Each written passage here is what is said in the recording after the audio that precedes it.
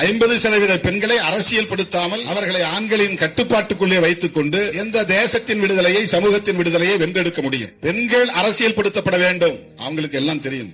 வரி விதிப்புனா என்ன, விலைவாசி உயர்வுனா என்ன, இது பெண்களுக்கு தெரியும். இன்னைக்கு ஈரான் மீது அமெரிக்கா ஏன் ஏவுகணைகளை வீசுகிறது? இஸ்ரேலும் அமெரிக்காவும் ஏன் உறவாடுகிறது? இஸ்ரேலுக்கும் ஈரானுக்கும் என்ன பகை?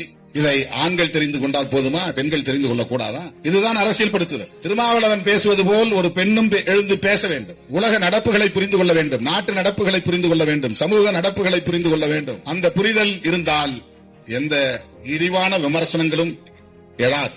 விவரம் தெரிந்த பெண் பேச முடியாது. அந்த அச்சம் இயல்பாக எழும். அரசியல் புரிதல் உள்ள பெண்மணி யாரும் அந்த பெண்ணிடம் மாய்மால வித்தைகளை செய்ய முடியாது, மயக்கு மொழிகளை வீச முடியாது, ஏமாற்ற முடியாது. ஆகவே பெண்களை அரசியல் படுத்த வேண்டும் என்பதுதான் உண்மையான சமூக விடுதலைக்கு அடிப்படை. இந்த கோணத்தில் சிந்தித்தவர் பெரியார், இந்த கோணத்தில் செயல்பட்டவர் புரட்சியாளர் அம்பேத்கர்.